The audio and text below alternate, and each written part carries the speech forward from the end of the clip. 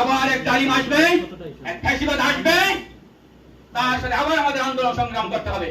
অতএব ইসলামী আন্দোলন বাংলাদেশের পক্ষ থেকে আবারও আজকের যুব আন্দোলনকে অভিনন্দন ও শুভেচ্ছা জানিয়ে আমার বক্তব্য শেষ করছি। আল্লাহ হাফেজ।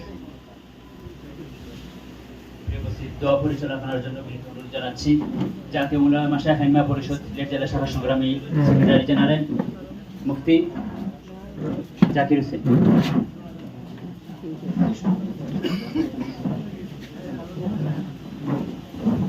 শুকরিয়া আল্লাহুম্মা সাল্লি আলা সাইয়্যিদিনা মাওলানা মুহাম্মদ ওয়া আলা আলিহি। আলহামদুলিল্লাহ। আল্লাহ, আমরা সুন্দর যে আয়োজন যারা করছেন, আল্লাহ তাদেরকে দুনিয়া আখিরাতের কল্যাণের রাস্তা খুলিয়া দেন। আল্লাহ ব্যবসায়ীদেরকে আল্লাহ হালালভাবে ব্যবসার রাস্তা খুলিয়া দেন। সারা শহীদ হয়েছে তাদের উসিলায় সারা পৃথিবীতে আপনি ইসলামী হুকুমত কায়েম করিয়া দেন। আল্লাহ, আর কত রক্ত দেখবো, আল্লাহ আর কত রক্ত দেখবো।